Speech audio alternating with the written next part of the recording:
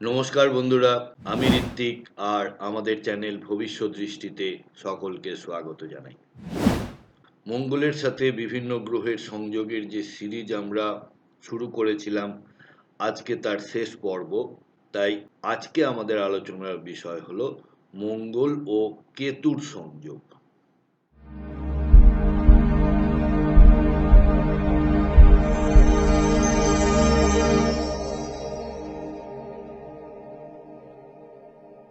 বন্ধুরা, আরও একটি আবেদন রইল যে যারা চ্যানেলটি এখনো সাবস্ক্রাইব করেননি বা চ্যানেলে যারা নতুন, তারা প্লিজ চ্যানেলটি সাবস্ক্রাইব করে নেবেন আর পাশে থাকা বেল নোটিফিকেশনটি প্রেস করতে ভুলবেন না। তাহলে চলুন শুরু করা যাক। আমরা এক ঝলকে দেখে নেব মঙ্গল ও কেতু দুটি গ্রহের বৈশিষ্ট্য। মঙ্গল হলো উদ্যম, সাহস, কর্মক্ষমতা এবং গতির কারক। আর কেতু হলো বিচ্ছেদ, গূঢ়তা, আত্মজ্ঞান এবং চরমতার কারক। এই সংযোগের ফলে বিচ্ছিন্ন কর্মশক্তি, অদৃশ্য আগ্রাসন এবং আধ্যাত্মিক শক্তির একটা মিশেল দেখতে পাওয়া যায়। দুটি গ্রহ সংযোগ হলে একটি রহস্যময় যোগ তৈরি হয় এবং একে অদৃশ্য যোদ্ধার যোগও বলা হয়। অস্থিরতা, আঘাত, দুর্ঘটনা এগুলি যেমন রয়েছে, আবার অন্যদিকে তন্ত্রমন্ত্র ও আধ্যাত্মিক শক্তির যথেষ্ট বৃদ্ধি হতে দেখতে পাওয়া যায়। স্বেচ্ছাচারিতা ও ত্যাগের প্রবণতাও দেখতে পাওয়া যায়। এই যোগটিতে জাতকের সাংসারিক জীবনে কুপ্রভাব পড়ে, প্রবল আইনি সমস্যা দেখা দেয়।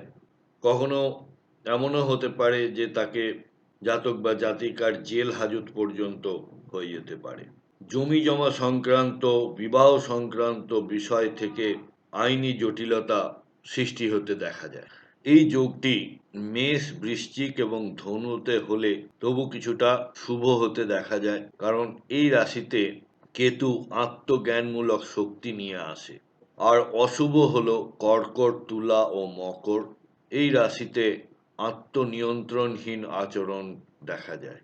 শুভ দিক হলো তন্ত্র, গূঢ় বিজ্ঞান অর্থাৎ অকাল্ট সায়েন্স, অস্ত্র চিকিৎসা ও গবেষণা, এই বিভাগগুলিতে ভালো ফল দেখতে পাওয়া যায়। যেহেতু কেতু হচ্ছে কোনো ইমোশনলেস, কারণ তার মাথা নেই, তাই যখন আমরা কোনো সার্জেন বা যেসব চিকিৎসক অস্ত্রোপচার করেন তাদের জন্য এই যোগটা ভালো, কারণ যাদের বেশি হৃদয়বোধ বা হৃদয়বত্তা রয়েছে তারা চট করে মানুষের শরীরে ছুরি কাঁচি চালাতে পারে না।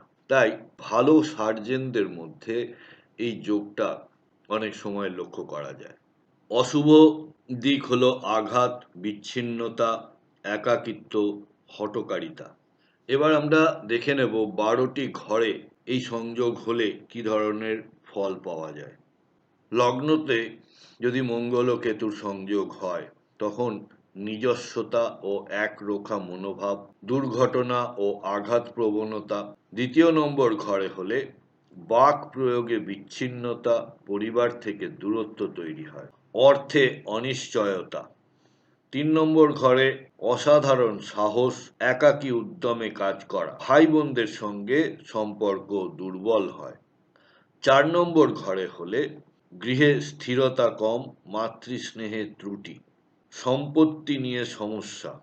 5 নম্বর ঘরে হলে প্রেমে বিচ্ছেদ, সন্তানের সঙ্গে দূরত্ব তৈরি হয়। ধ্যান যোগ বা তন্ত্রবিদ্যায় দক্ষতা লক্ষ্য করা যায়। 6 নম্বর ঘরে হলে শত্রুদের নীরবে দমন, চিকিৎসা বা অস্ত্র চিকিৎসায় পারদর্শিতা লক্ষ্য করা যায়। স্বাস্থ্য বিষয়ে হঠাৎ সমস্যা লক্ষ্য করা যায়। 7 নম্বর ঘরে হলে দাম্পত্য জীবন বিচ্ছিন্ন ও গোপন সম্পর্ক, অসামাজিক আচরণ প্রবণতা। 8 নম্বর ঘরে হলে গভীর গুপ্তবিদ্যা ও তন্ত্রে সাফল্য পেয়ে থাকেন এই জাতক জাতিকারা। 8th হাউস হচ্ছে ট্রান্সফরমেশনেরও কারক, তাই এই 8 নম্বর ঘরে মঙ্গল কেতুর সংযোগ জীবনে আকস্মিক রূপান্তরও এনে দিতে পারে। বলে না, জীবনের ভোল পাল্টে যাওয়া, জীবনের মোড় ঘুরে যাওয়া, তো এই ধরনের ঘটনাগুলি এই ঘরে থাকলে দেখতে পাওয়া যায়। ৯ নম্বর ঘরে হলে ধর্মীয় বিদ্রোহ এবং গুরুদের সাথে বিচ্ছেদ লক্ষ্য করা যায়। ভ্রমণে বাধা বা দুর্ঘটনাও দেখা যায়। ১০ নম্বর ঘরে হলে চাকরিতে বিচ্ছিন্নতা বা হঠাৎ ছেড়ে দেওয়া। সাহসী কিন্তু একঘরে কর্মপন্থা। ১১ নম্বর ঘরে হলে বন্ধুদের সঙ্গে সম্পর্কের বিচ্ছিন্নতা, আয়ে ওঠানামা। ১২ নম্বর ঘরে হলে অত্যন্ত আধ্যাত্মিক বা রহস্যময় জীবন, গোপন ব্যয় এবং একাকিত্ব।